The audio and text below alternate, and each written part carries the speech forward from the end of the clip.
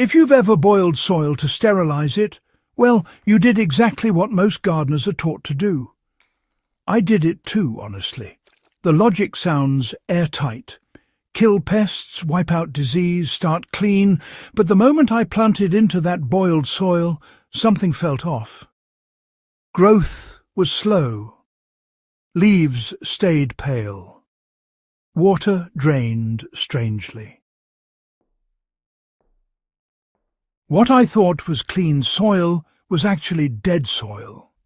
Boiling doesn't just remove the bad actors, it wipes out the entire underground workforce that makes soil function. The microbes that cycle nutrients, protect roots and build structure are erased. Ancient growers knew this, and they avoided full sterilization for one reason. Soil without life collapses. Ancient growers rarely sterilized soil because they understood soil as a living system. Before modern kitchens and pressure cookers, farmers still dealt with disease and pests, but they didn't scorch their soil to fix it. They practiced controlled heating, fermentation, and re-inoculation. The goal was never to kill everything. It was to reset balance. In medieval and early agrarian systems, soil was warmed, rested and fed so beneficial life rebounded faster than harmful organisms. This distinction matters. Soil is not a surface to disinfect, it's an ecosystem to manage. Why boiling soil backfires the moment you start planting? When soil is boiled, temperatures exceed what even resilient microbes can survive. Beneficial bacteria, mycorrhizal fungi, protozoa and nematodes are destroyed. What's left is mineral matter, with no biological buffering. Nutrients become locked up or flush out with water. Worse still, when airborne pathogens land in sterilized soil, there's no microbial competition to stop them. That's why boiled soil often grows mold, algae or fungus faster than untreated soil once moisture returns. The system has no immune response. The low-heat revival method, it protects microbes while suppressing problems. The method that changed everything for me was controlled soil pasteurization, not sterilization.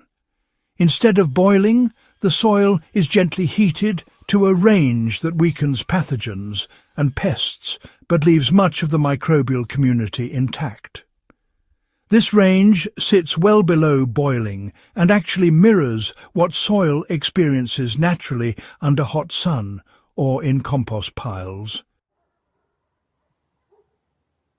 I used a covered container placed in sunlight or a low oven set just warm enough that the soil felt hot to the touch but never cooked.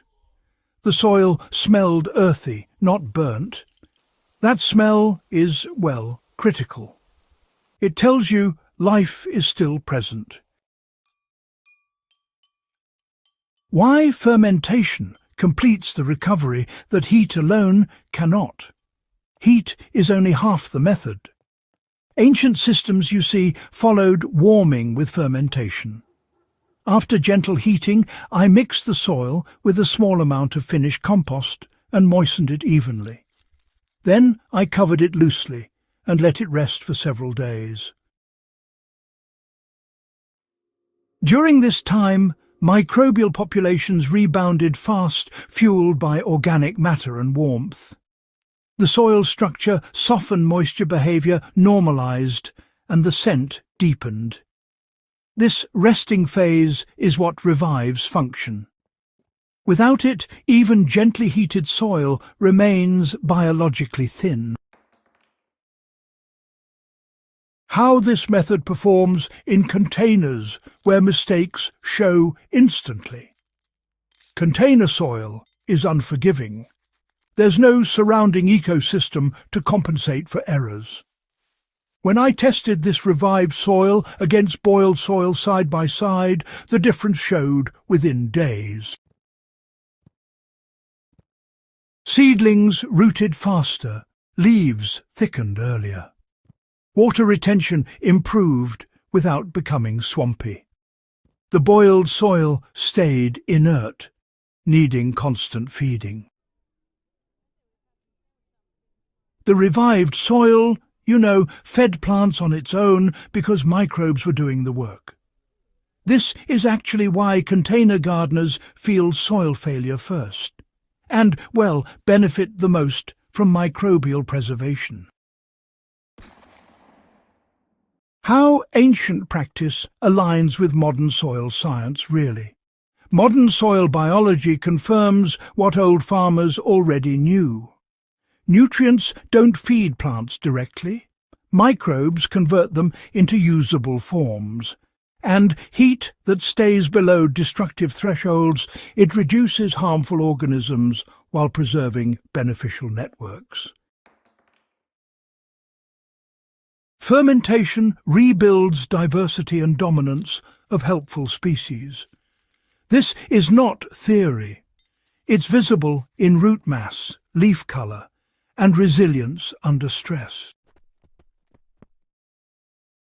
When soil life is intact, plants really do defend themselves better and tend to grow with much less intervention.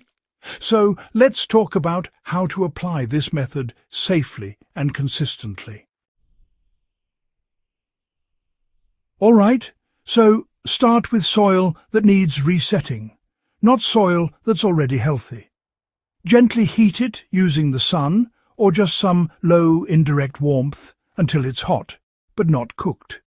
Then let it cool naturally. After that, mix in just a small amount of mature compost or leaf mold. Moisten everything evenly and cover it loosely. Finally, let it rest for several days before planting. Now, do not rush this step.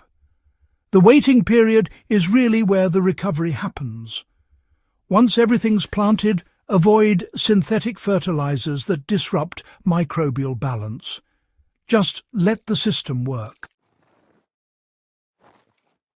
So, why does this method matter for long-term soil independence? Well, boiling soil creates dependency. You must constantly reintroduce nutrients because nothing cycles them naturally. But revived soil, it creates independence. It feeds plants, regulates moisture, and even resists disease all on its own. That's why, ancient growers favoured balance over force. They weren't trying to dominate soil. They were cooperating with it. If you want soil that gets better every season instead of weaker, stop boiling it into submission. Use the method that preserves life, restores balance, and actually works. If this helped reshape how you think about soil, subscribe to HydroHaven, share this with fellow growers, and keep these old proven methods alive by using them.